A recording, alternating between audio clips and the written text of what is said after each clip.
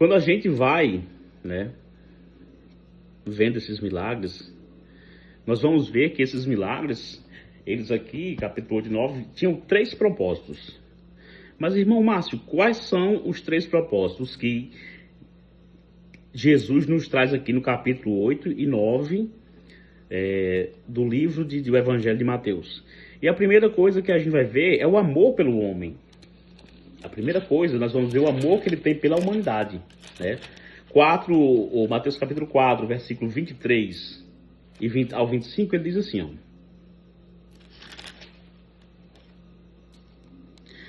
Percorria Jesus toda a Galileia, ensinando nas sinagogas, pregando o evangelho do reino e curando toda sorte de doenças e enfermidades entre o povo. E a sua fama correu por toda a Síria.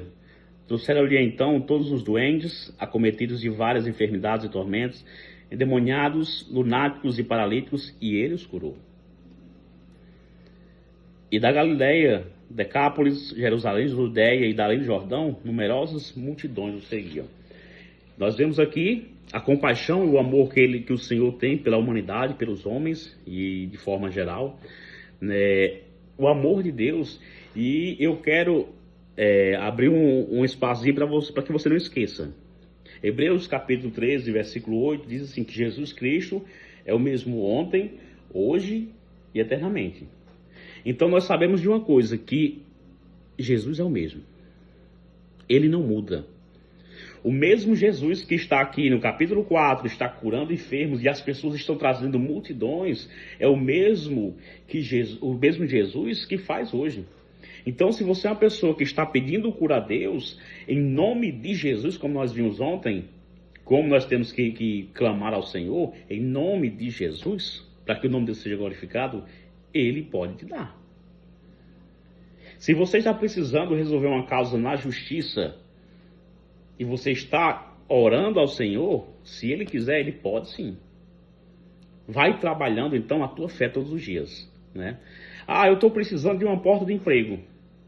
O Senhor te dá. Jesus Cristo, Ele é o mesmo ontem, hoje e eternamente. Então, a gente vai ver o amor que Ele tem pelo homem, o amor que Ele tem pela unidade. A segunda coisa é cumprimento das profecias.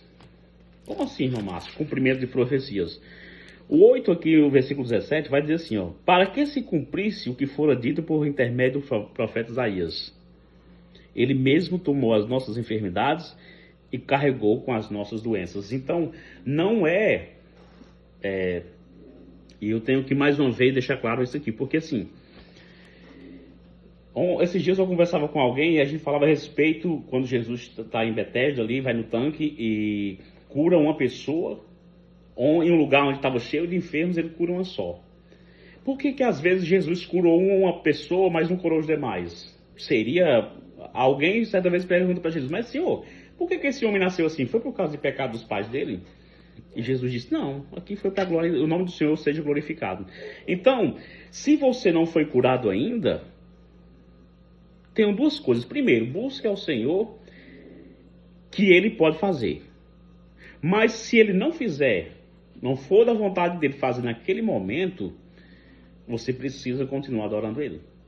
Porque uma coisa é eu adorar a Deus pelo que Ele é, na beleza da sua santidade. Outra coisa é eu buscar a Deus simplesmente porque eu sei que Ele pode resolver um problema meu, né? Então Jesus, Ele é o Deus que está mostrando aqui que apesar de ser o Deus Todo-Poderoso, Ele é e foi, como nós vimos pela palavra, foi homem como nós. A Bíblia diz que Ele esteve sujeito às mesmas paixões, né? Thaís Smith, é verdade. Ele foi sujeito às mesmas tentações e lutas que a gente passou e que a gente passa todos os dias. Então, aquele que diz e que confessa que Jesus veio em carne e passou aquilo que a gente passa também todos os dias, ninguém faz isso se não for crente no Filho de Deus, né? Então, olha aqui, o profeta Isaías está dizendo que ele tomou sobre si as nossas enfermidades. Então, eu quero dizer para você, meu irmão, que você não pode se conformar com isso, né? Eu não posso me conformar com isso, mas eu tenho que entender também que algumas coisas na nossa vida trazem consequências. Por exemplo, eu sou uma pessoa que viajei muito trabalhando, e tem aqui online um colega de trabalho, um amigo, né, que sabe como é que é a nossa vida quando pega um trem e viaja, passa 16, 20 horas trabalhando. E de tanto viajar, eu sempre comia bobagem. Era refrigerante, café, salgado. E chegou um momento que o meu organismo não aguentou mais e me veio as sequelas. Os resultados dos maus atos, das más atitudes, do mau comportamento, que é o quê? Enfermidade. Né? Então a gente tem que ver isso também, porque às vezes a gente reclama muito do que está acontecendo na nossa vida e não para entender que às vezes também são consequências de atitudes mal tomadas.